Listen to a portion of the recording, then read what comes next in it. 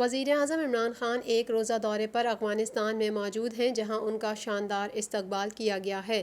وزیراعظم عمران خان افغان صدر اشرف غنی کی خصوصی دعوت پر ایک روزہ دورے پر کابل پہنچے ہیں۔ ان کے ہمراہ وزیر خارجہ شاہ محمود قریشی، مشیر تجارت عبدالرزاق داؤد، DGISI لیفٹیننٹ جنرل فیض حمید، سیکریٹری خارجہ سہیل محمود اور افغانستان میں پاکستان کے نمائندہ خصوصی سمیت دیگر اہم شخصیات بھی ہیں۔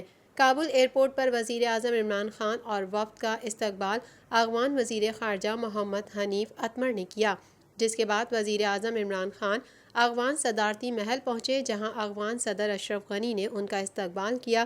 اس موقع پر انہیں گارڈ آف آنر بھی پیش کیا گیا۔ دفتر خارجہ کے مطابق وزیر اعظم عمران خان کا دورہ پاکستان اور افغانستان کے درمیان اعلیٰ سطح رابطوں کے مستقل سلسلے کا حصہ ہے۔ اس سے دونوں برادر ممالک کے درمیان کثیر الجہتی تعلقات مزید مضبوط ہوں گے۔ واضح رہے کہ وزیر اعظم عمران خان افغانستان کے صدر اشرف غنی کی دعوت پر پہلی بار کابل کا دورہ کر رہے ہیں۔